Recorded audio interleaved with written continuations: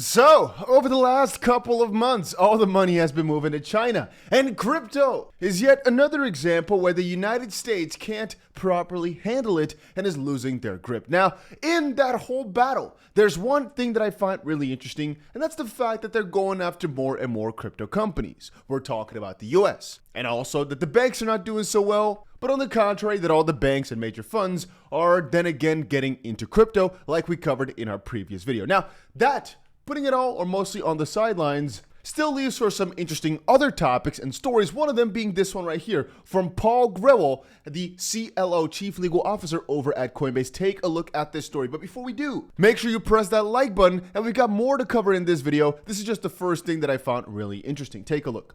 The Third Circuit has just ruled that it will retain jurisdiction over our challenge to the SEC's inaction on our petition.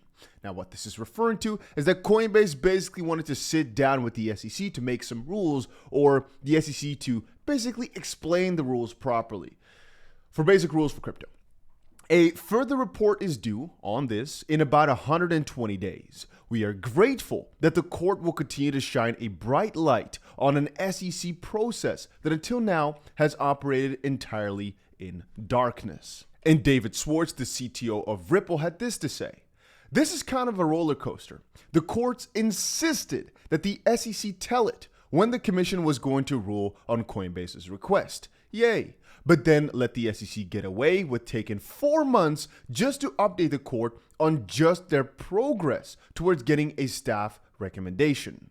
To be fair, I think everyone was expected Coinbase to get nothing at all out of this. Frankly, I considered it a publicity stunt at first. So in that light, this is a victory. But the idea here is Coinbase wanted to get some info out of the SEC in a very strange manner. We didn't think it would have any merit, but then all of a sudden the SEC sued Coinbase after Coinbase had just sued the SEC, which kind of made it like a little bit of a, hey, SEC, you're going after Coinbase, but you didn't even answer their question. So when are you going to give some feedback? And they gave the SEC for the feedback as an initial response to the question of whether or not they try to go sit down to make laws. I know it's a little bit difficult. 4 months. And that does not mean that the SEC will sit down in the next 4 months to talk about some rules. That means that they have got 4 months to basically give an answer as to whether or not somebody might be able to sit down with them to potentially maybe perhaps think about going over some of the potential rules. And so it's basically a big nothing burger, but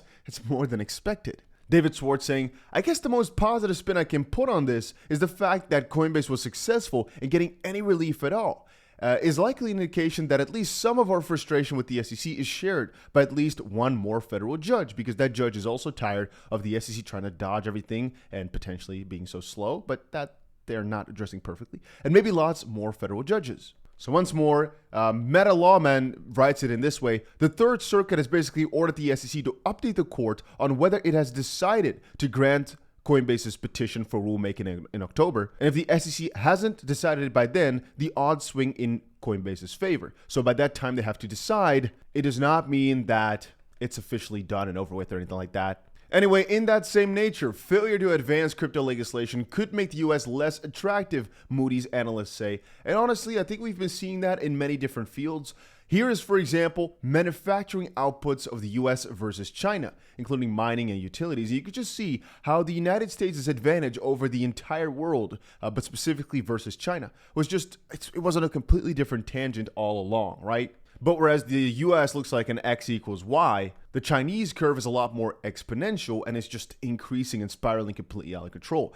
Balaji had to say, you can't fight your factory, and this can't be solved overnight. China spent decades industrializing, DC spent decades deindustrializing. And then there's a little video that kind of attaches to all of this and all these discussions of BlackRock is using their assets under management to control the world. Again, whenever I see videos like this, I always think this is just two people playing a little bit of a prank. It's Sergey Varley, recruiter. Breaking, BlackRock recruiter who decides people's faith spills info on the company's world impact. Quote, it's not who the president is, it's who's controlling the wallet of the president. You got 10K, you can buy a senator. War is really freaking good for business. And he basically said, well, let's say Russia and Ukraine are having some issue and they blow up a silo or something like that. Hey, that could be a little shortage of grain, which could increase the prices, etc. And I don't think I have to sit here arguing with you that indeed a lot of this over at the top is more of a bribery mess than might meet the eye. I don't think I have to go about it like that. But I will tell you, these videos always make me suspicious, but they do pinpoint one very crucial thing, which is it's all a game about money. It's all a vague game about power, like we've seen with the SEC, like we've seen in many other parts of the US. It's not like it's not happening in other parts of the world. No, don't get me wrong. But in that department, China has a little bit of an advantage because they control it a little more centrally. So for getting things done without the bribery in the same instance, it just helps a little bit. My own thoughts, right? Not financial advice. Anyway, the Pentagon, at the same time that all this is coming out, has said that they made an accounting error and provided them with an extra $6.2 billion for Ukraine. An error occurred because the military services used replacement cost instead of book value of the equipment taken from Pentagon stocks and sent to Ukraine. The revised calculations indicate an error of $3.6 billion and $2.6 billion each year. I don't know how you make a mistake like that, but sure. And again, it's not that bad if you compare it to FTX's $10 billion hole. So, yeah. Like I stated earlier, something else that was very interesting was a wallet possibly associated with Silk Road, as all of a sudden made a small little transaction. Well, small. The wallet in question, beginning with this right there, moved 10 Bitcoin to another wallet while sending 1,490 Bitcoin to a Change wallet. And again, this is a wallet linked by a single transaction to one named in the Silk Road filings has made a small transaction. Again, small is relative. Observers are speculating it could be the US government moving seized Bitcoin, but it's not clear if that's the case. If that were to be the case, though, one thing becomes quite clear, right? I think two things are becoming quite clear, but hey, aren't you guys also noticing that things are moving in unison potentially too properly? I mean, all these guys, BlackRock, Citadel, Fidelity, Charles Schwab, and all these guys, all getting into crypto in the same week or so, about a week after the SEC sued Coinbase and Binance. That on its own is such a coincidence that I think it's insane. But then all of a sudden, a couple days afterwards, after all these guys file, all of a sudden the government's money is starting to move again. And as you guys have seen before, we looked into a lot of these guys that are applying for ETFs right now, under one of which is Wisdom Tree. You can take a look at it here. Wisdom Tree fought for a spot Bitcoin ETF, and guys over at Wisdom Tree are ex-JP Morgan, ex-American Express, I believe, Ripple board member, and I don't remember the exact agency, but somewhere in the United States government, DIA, I believe it is, which made people speculate again that this is all one big psyop, so to speak. Norton also says, why is all this stuff coming out at the exact same time? Don't you see you guys are getting played? And that leads to the question, are we all being set up for one big crash where everybody's being hyped in with all this excitement, but that's all to basically smack us down? Again, the reason I'm being pretty calm about it is because, for example, Wisdom Tree has filed for an ETF many times in the past, so have a lot of other companies, and I think right now they're just filing it because BlackRock got a pretty high approval rate, and every ETF provider, so to speak, wants to be first or wants to be close to the first, because otherwise you're going to miss out on potential market share. And so if BlackRock's going to get approval, which they probably will because of their good history, most likely all these others can't be denied afterwards anymore anyway. But if you seriously think about everything, like I've covered in my previous video, one of the most coincidental pieces is that Citadel and Charles Schwab and Fidelity are now all coming together to launch a crypto exchange 2 weeks after Binance and Coinbase got taken down. One thing people have been commenting like crazy is, what if Sam Bankman-Fried is ratting out Binance right now? Because Binance all of a sudden got trouble in the UK, got trouble in Netherlands, got trouble in France, right? And that could all be stemming from FTX or something like that, putting some pressure, or specifically our Mr. Sam Bankman-Fried putting some pressure by giving them insights, for example, or giving them something. He said in the past that he's not afraid of spilling the beans on other people in the industry, like, for example, CZ. And perhaps a lot of these major funds are now starting to notice that this could be their move, as the SEC is focused on these bad, they will call it Chinese actors or foreign exchangers or something like that, foreign powers, and then ignoring all the major funds. And this could have been the perfect time, or it was all manipulation effort, like we stated before, the SEC smacking things down so that the bigger funds, the big money, can actually build it up at the quote-unquote bottom, but also when all the rest of the competition is partially destroyed or partially brought to fear. Let's say Binance US had such a perfect share, nobody was fearful. Why would these major guys switch over to the Citadel, Fidelity, whatever one? Because they'd be too comfortable. Right now, all these non-properly name-backed exchanges are scary. But the ones that are built by these major funds and major banks, now that's good. And at the same time, again, while all these countries are scared, Deutsche Bank allowing for crypto custody, while in the Netherlands, UK, France, they're all of a sudden being really strict against crypto exchanges, it's just too coincidental, it seems. But also, to me, it's really strange that at the same time, while they're smacking down Binance, over in the UK, they're approving a crypto regulation bill. They're all going to be looking at regulating crypto and stablecoins properly. It just doesn't make sense. Anyway, a lot of people were happy with this news right here. Explosive update: Indonesia shocks the crypto market. XRP granted official tradable status in the country's booming crypto market. I think this guy likes to make his titles a little bit overzealous, a little bit too exciting for what they are. I actually got this news a while ago, but I didn't think it was that big a deal. XRP among 501 digital assets now legally tradable. The government just gave the green light to XRP and other listed tokens, and I can't read what it says right there, but Indonesia a while ago just basically said, hey, you are allowed to trade these things for the time being. Bitcoin, Ether, Litecoin, Solana, ADA, XRP, whatever. A total of 501 crypto covering almost all tokens recognized as securities by the US SEC. But yeah, the Indonesia just seems to be a pretty friendly crypto country, which could indeed be pretty good for Ripple's business. That is indeed true. And it's a big middle finger to the United States SEC, but at the end of the day, these are different countries on the opposite side of the world. It could ignite their crypto bull run in that area, but it could also literally not mean that much, as they might have not pursued people trading crypto before anyway. So this might just be a little bit of a seal of approval, but it wasn't that feared before in Indonesia yet. So it's just nice, but not critical. One thing I'll quickly state in the midst of things as well is that you guys got to be careful with these crypto apps on your phone.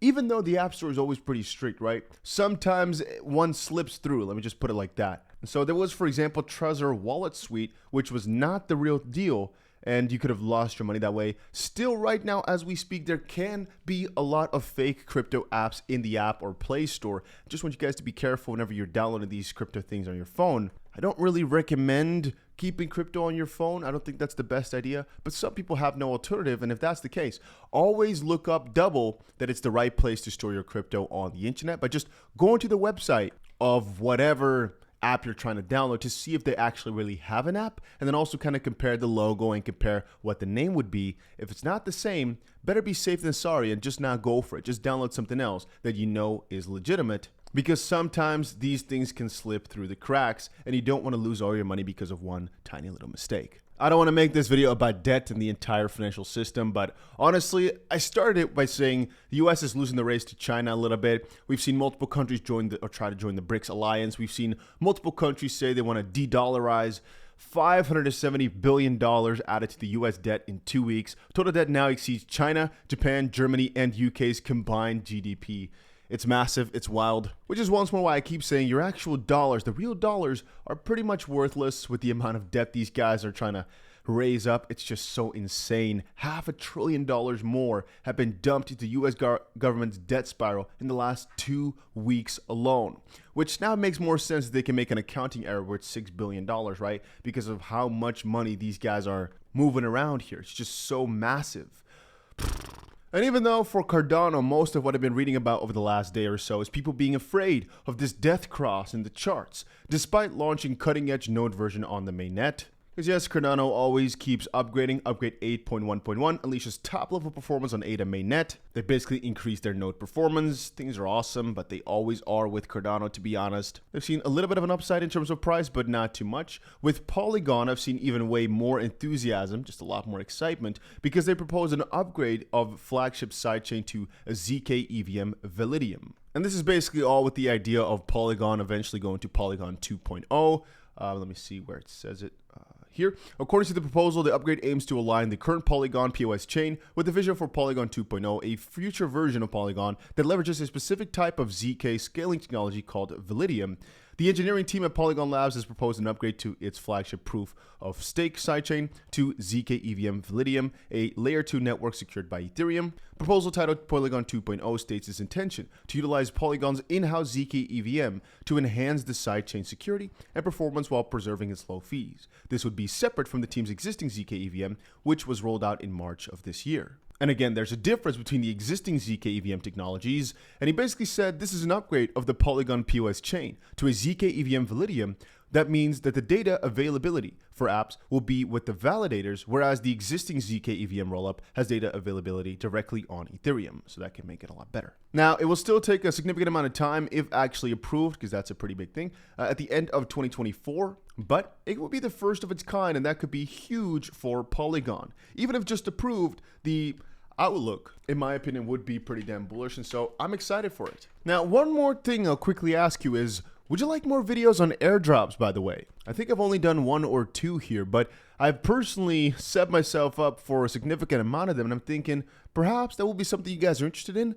Usually the cost of like the minimum threshold for getting an airdrop, which could be, you know, a couple $1,000s worth of tokens that you get, could be as low as, I'm saying, $20, perhaps $25, something like that. But the more money you've got, usually the more money you'll actually get from the airdrop too, because usually it's about like also transacting a significant sum of money, which could be a couple $1,000. And you usually can't do that if you've only got $10 or so. You know, if you got $1,000, something like that, usually it works. You don't have to spend it. You just have to keep transacting it back and forth.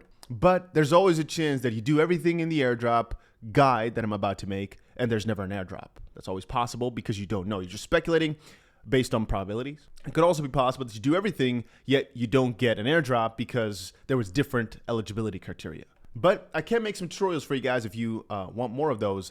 And also, haven't you guys noticed? We've gone from like some crazy scared market where Binance got sued, Coinbase got sued, etc., to all of a sudden crazy euphoria where the bull market's back, etc., in the span of like 2 weeks because of these ETF filings. Just want you guys to know, be careful for all this manipulation because it is the bigger funds that are playing this game. They do everything on purpose. It's not a coincidence that this all happened this way. You cannot tell me that BlackRock's like, you know what? Let's file it today. I feel like it. No. This was a majorly calculated move. This was exactly the right time, the right circumstances. They did it right now exactly on purpose. So keep that in the back of your head. I just want you guys to quickly realize that this is not a coincidence, not a game, because this is big money they're talking about. And so they could either be in store for a major push because they know they're setting up the rails right now and it's all coming up from here, or they could be doing this because they know that the SEC, because of what they've done recently, cannot deny this any longer, or because they know this will wreak havoc if it gets denied or something like that. And that's what they're playing for. I don't know, but we're getting ready for everything. Things are about to get really crazy. Guys, put that notification bell on if you haven't done it yet, because what if something crazy happens, you want to be notified as soon as possible. And I'll see you guys again in another crypto video later today.